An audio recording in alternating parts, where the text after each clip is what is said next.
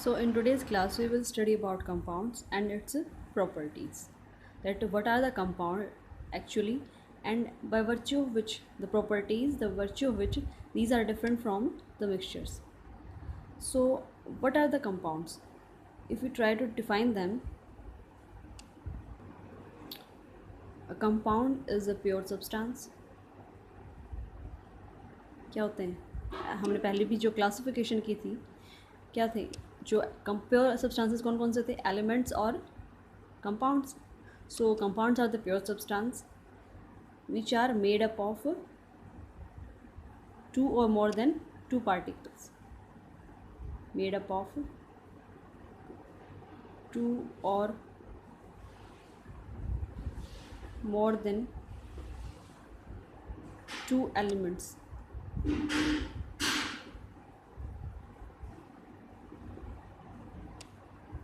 Right? And third condition is that they are combined together in a fixed proportion. Combined together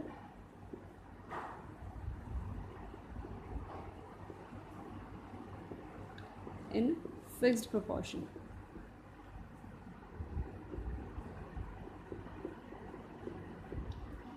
सो यहाँ से ये एक definition निकल के आई कंपाउंड्स की, that compounds are the substances, compounds are the pure substances which are made up of two or more than two elements and combined together in a fixed proportion.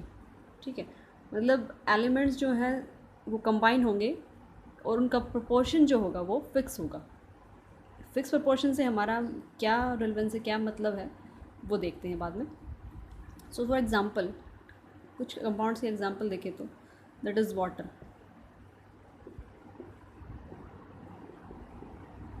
H2O. Here it is made up of H stands for hydrogen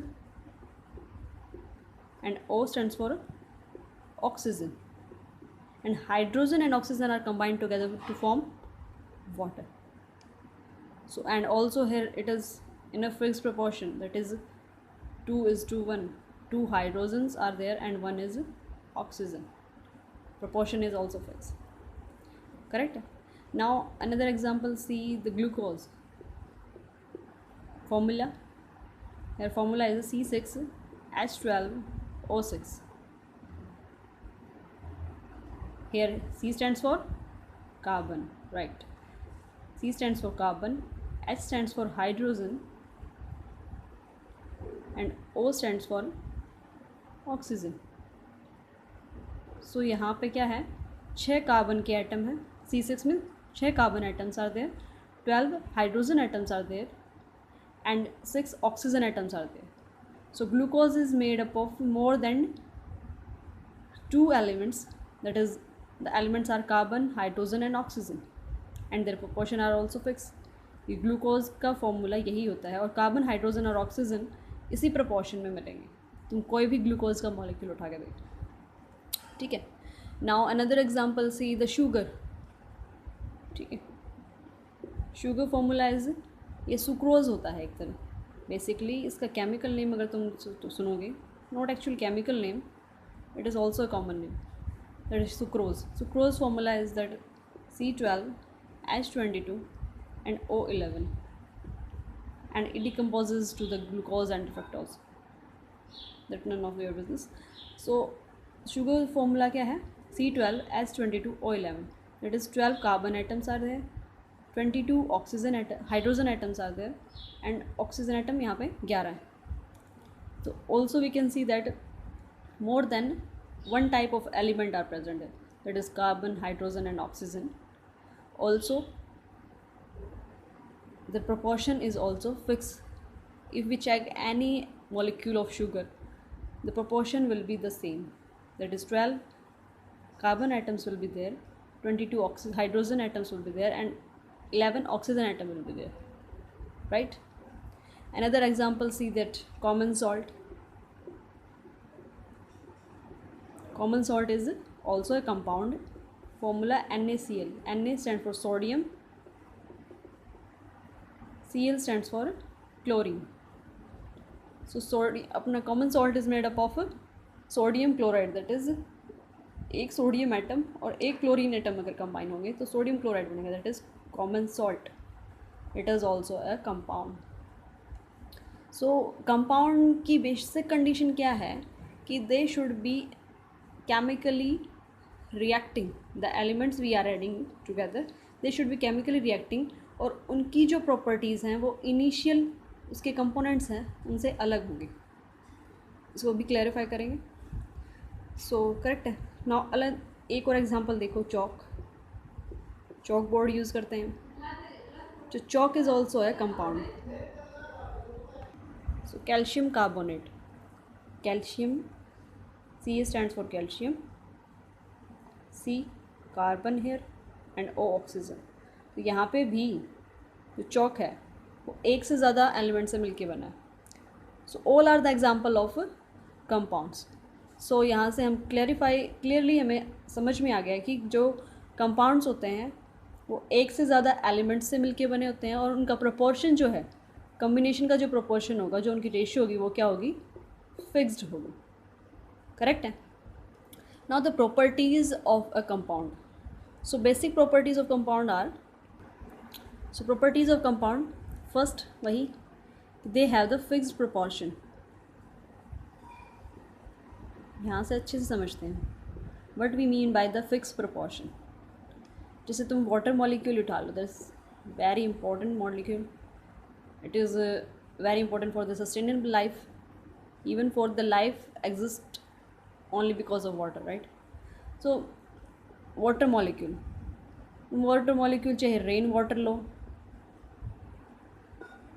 चाहे water taken from the rivers, sea, pond, well,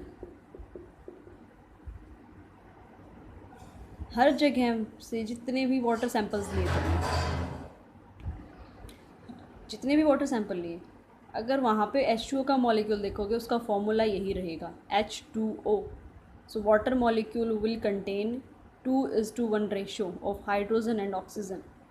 सो यहाँ पे जो proportion है elements का वो same रहेगा एक particular compound के अंदर, चाहे वो सैंपल हमने कहीं से भी लिया हो throughout the world, right. So here it we mean by the fix proportion. सो a particular compound have the same formula, same proportion of elements in its particular molecule, right. Second property is its chemical properties.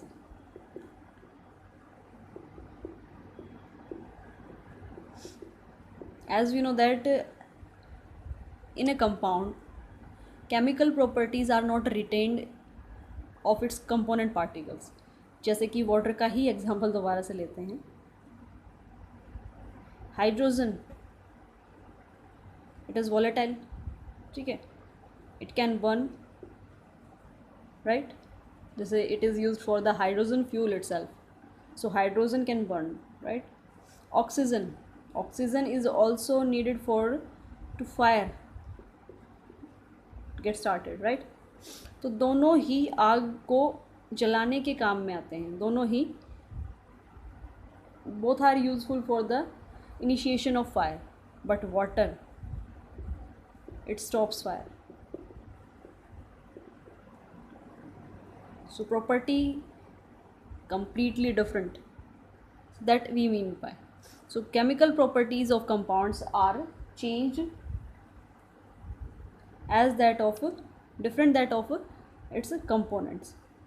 जो इसके component की property होंगी, जैसे कि hydrogen और oxygen ने मिलके क्या बनाया, वाटर मॉलिक्यूल बनाया, लेकिन हाइड्रोजन की प्रॉपर्टी और ऑक्सीजन की प्रॉपर्टी इसके वाटर मॉलिक्यूल से कम्प्लीटली डिफरेंट है. सो यही हम कहना चाहते हैं कि जो कंपाउंड्स हैं उनके जो प्रॉपर्टीज़ हैं वो चेंज हो जाएंगी when they are combined together. Third property of a compound is that they can't be separated by physical method. उन्हें physical methods से हम separate नहीं कर सकते. What we mean by physical methods? That is sublimation, filtration, distillation, evaporation. ये सारे physical methods हैं हमारे. So we can't separate two elements by separating by applying physical methods. A compound can't be separated by using physical methods. For example देखें, example से better समझ में आएगा. जैसे आयरन है और सल्फ़र है, ये मैग्नेट की तरफ अट्रैक्ट होता है ना, और सल्फ़र नहीं होता. It is non magnetic. It is magnetic in nature and it is not. अगर हमने इनका मिक्सचर बनाया है, हमने सल्फ़र के कुछ पार्टिकल्स लिए या फिर थोड़ा सा सल्फ़र पाउडर लिया और आयरन फिलिंग्स ली, उनको मिक्स कर दिया, तो इनके मिक्सचर के तरफ अगर हम मैग्नेट को लेके आएंगे तो आयरन फिलिंग्स जो है सेपरेट हो जाएंगी. लेकिन अगर हम इनकी केमिकल रिएक्शन करा दे तो वो मिक्सचर नहीं बनेगा, वो क्या बन जाएगा, एक कंपाउंड बन जाएगा, दैट इज़ FeS. अब रिएक्शन कैसे कराएंगे, इन दोनों को हम एक ट्यूब में लेंगे, बॉइलिंग ट्यूब में, और उनको हम हीट कर देंगे. हीट करने से क्या होगा, ये दोनों कंपाउंड्स, दोनों सब्सटेंसेस, दोनों एलिमेंट्स जो हैं आयरन एंड सल्फ़र, एक दूसरे के साथ रिएक्ट करेंगे और FeS बना देंगे. अब मैग्नेट इनके पास लेके आना, they can't be separated by using magnet, because इस फेरस सल्फेट की जो प्रॉपर्टीज़ है, FeS की जो प्रॉपर्टीज़ हैं, वो आयरन और सल्फर से बिल्कुल डिफरेंट हैं. यहाँ पे आयरन ने अपनी जो प्रॉपर्टी थी to be attracted toward magnet has been lost now. Here the chemical change has been taken. So now it can't be separated by the physical method. That is, जब हम extraction बोलते हैं magnet से, अगर हम किसी substance को, magnetic substance को मिक्सचर से सेपरेट करते हैं, उसको बोलते हैं एक्सट्रैक्शन. तो here extraction can not be applied for separating these two elements. Some chemical methods are available there, but they can't be separated by physical methods, right? So fourth property is they have the fixed melting and boiling point. Which have compounds have the fixed melting and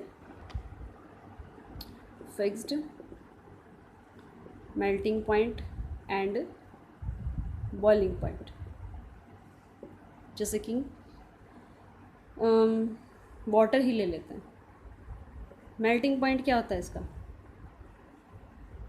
273 degree .5 kelvin. ठीक है, मतलब 0 degree से ज़रा सा, 0 degree Celsius से थोड़ा सा up. ठीक है, इतने पे हमारा जो आइस है वो मेल्ट हो जाती है. सो आइस का मेल्टिंग पॉइंट फिक्स्ड है.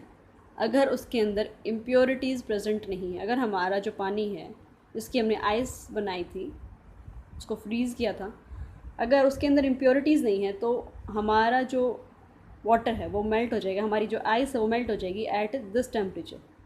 सो melting point of a particular compound is fixed. ऐसे ही इसका बॉइलिंग पॉइंट कितना होता है, 100 डिग्री सेल्सियस या फिर 373 kelvin. We have changed the temperature units have been changed, right? So it is the boiling point of water. अगर उसकी water के अंदर impurities present नहीं है तो हमारा जो वाटर है इतने टेम्परेचर पे वेपर्स के अंदर जो है वो कन्वर्ट हो जाएगा. सो every compound has a fixed melting and boiling point.